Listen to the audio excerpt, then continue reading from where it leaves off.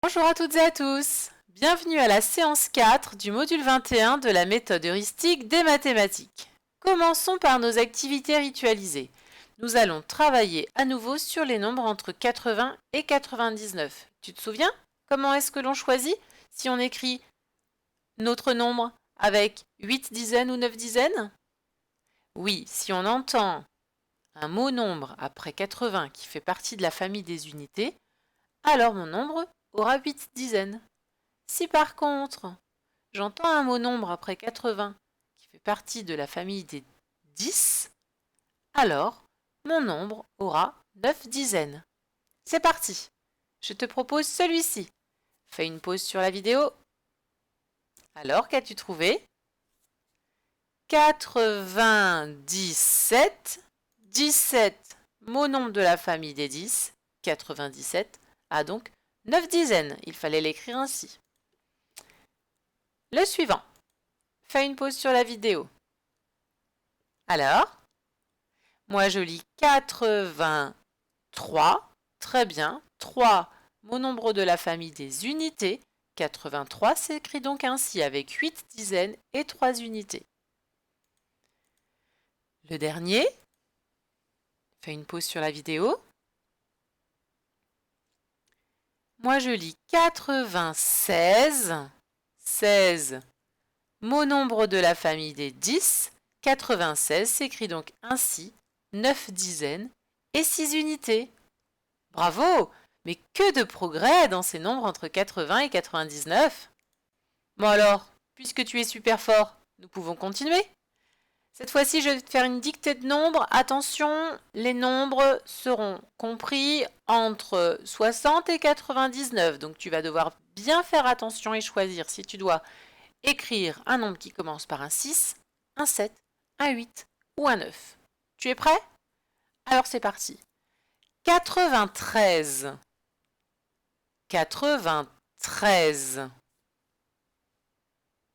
Lève ton ardoise.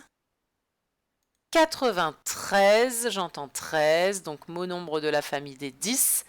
93, c'est donc 9 dizaines et 3 unités isolées. Nombre suivant, 78. 78. Souviens-toi, quand on dit 60, c'est que mon nombre va commencer par un 6 ou par un 7. 78.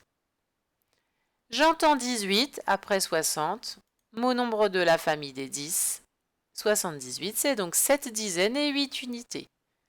Le dernier, 91. 91.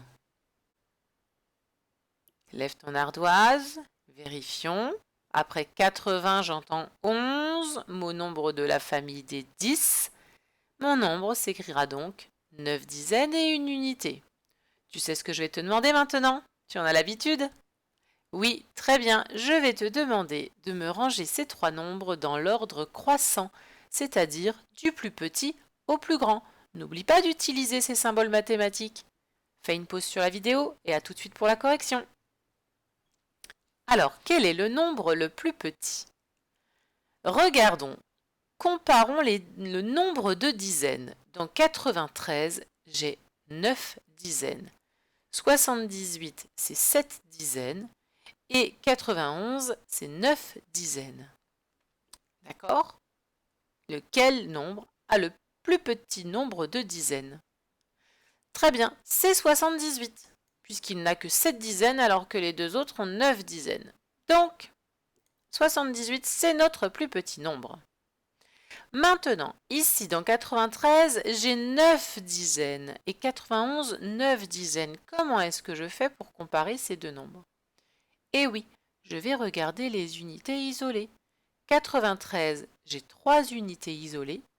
91, une unité isolée. Quel est donc le nombre plus petit? Très bien, 9 dizaines et une unité isolée, c'est plus petit que 9 dizaines et 3 unités isolées. Nous pouvons donc dire que 78 est inférieur à 91, qui lui-même est inférieur à 93. Je te félicite pour ce bon travail. Passons à la suite. Nous allons donc faire du calcul mental et poursuivre notre révision sur les tables d'addition. Tu es prêt? Alors, je te propose 9 plus 5. Fais une pause. Alors, comment as-tu trouvé le résultat de 9 plus 5? Il fallait effectivement trouver 14. Pourquoi? Parce que le 9 veut devenir un 10. Il fallait donc chercher 1 chez le 5. Parce que 9, il n'y en manque plus qu'un pour devenir 10. S'il en prend 1 chez le 5 va devenir 4. J'aurai donc une dizaine et 4 unités. Bravo! Allez, le suivant, je te propose 8 plus 3. Fais une pause sur la vidéo. Alors, 8 plus 3, il fallait trouver 11. De la même façon que le 9, le 8 est un voleur. Et lui, il a besoin de 2 pour devenir 10. Donc, il va aller chercher les 2 qui lui manquent chez le 3. Lui va devenir 10. Et le 3 qui en a perdu 2 va devenir 1. J'aurai donc un groupe de 10 et 1. Donc 11. Le suivant. 9 plus 8. Fais une pause. Alors, comment as-tu trouvé? Ici, on voit qu'on a des nombres qui se suivent, des nombres consécutifs. 8, 9, ça se suit sur la bande numérique. Donc, tu te souviens de la technique? Je prends le plus petit des deux, je fais le double et je rajoute 1. 8 et 8, 16, balèze! Et 1, 17, super! Il fallait donc trouver 17. Je te propose 8 plus 8. Oh là, on vient de le dire. Je suis certaine que tu es balèze. Alors, 8 et 8? Eh oui, 16. Effectivement, les doubles à connaître par cœur, si tu ne t'en souviens pas, je te propose de revoir la chanson du rap des doubles. Et un dernier, 9 plus 2. Allez, fais une pause. Alors pour faire 9 plus 2, tu le sais, faire plus 2, c'est ajouter 1 et encore 1. J'ajoute 1, j'arrive à 10. J'ajoute 1, j'arrive à 11. Super! Mais que de progrès tu as fait! Eh bien, passons à la séquence d'apprentissage et donc nous allons faire l'atelier 2 de ces séances du module 21. Et nous allons commencer dans un premier temps par résolution de problème. Donc nous allons résoudre un problème. Le dernier du mini fichier problème. Et oui, donc si tu as ton mini fichier problème, tu peux le prendre et tu vas te rendre compte que nous allons faire le dernier problème de ce mini fichier. Et puis, nous allons poursuivre notre travail dans le mini fichier pyramide. Donc n'hésite pas à les préparer et ensuite à relancer la vidéo quand tu es prêt. Résolvons le problème. Allez, problème numéro 28. C'est parti. Oh bah j'ai oublié de décocher ça. Bon, c'est pas grave, tu les as déjà vus. Combien les deux enfants ont-ils trouvé d'escargots? Combien les deux enfants ont-ils trouvé d'escargots? C'est d'actualité. Après la pluie, Maxime a ramassé 36 escargots. Marie en a trouvé 38. Je reprends. Après la pluie, Maxime a ramassé 36 escargots. Marie en a trouvé 38. Combien les deux enfants ont-ils trouvé d'escargots? Je te propose de faire une pause sur la vidéo, raconter le problème à tes parents, à ton papa ou ta maman, ton grand frère, grande sœur, peu importe, et ensuite d'essayer de le résoudre. N'oublie pas, je veux un schéma ou un calcul, ou les deux, et une phrase réponse. C'est important d'être capable de rédiger une phrase réponse. Allez, à tout de suite pour la correction. Alors, prêt pour la correction? Dans notre histoire, on a donc Maxime qui a ramassé du moins 36 escargots et Marie, elle, en a trouvé 38. Si je veux savoir combien j'ai d'escargots en tout, je peux donc schématiser mes 36 escargots ainsi. Je me dis, bah là j'ai mis mes 36. Et puis là-dedans, mes 38. J'écris les nombres, je rappelle, c'est plus simple que de dessiner les 36 escargots et les 38. Enfin, c'est pas forcément plus simple, mais c'est surtout plus rapide. Et ce que je veux savoir, c'est combien ça fait tout ça en tout. On est d'accord? Alors, Ça, tu sais comment on fait pour savoir combien ça fait en tout? Effectivement, il fallait faire une addition. 36 plus 38. Ah, mais alors là, de tête, c'est un petit peu plus compliqué. N'y aurait-il pas une technique opératoire que l'on pourrait faire pour trouver combien font 36 plus 38? Ben oui, l'addition en colonne, on l'a apprise. C'est parfait. Alors, eh bien, je vais poser 36 plus 38 en colonne. 36 au dernier étage, mon 38 en dessous. Je n'oublie pas le trait pour dire égal. Et maintenant, je vais commencer par m'intéresser à mes unités isolées. 6 plus 8. Alors là, plusieurs possibilités. Tu peux prendre ton petit matériel de numération.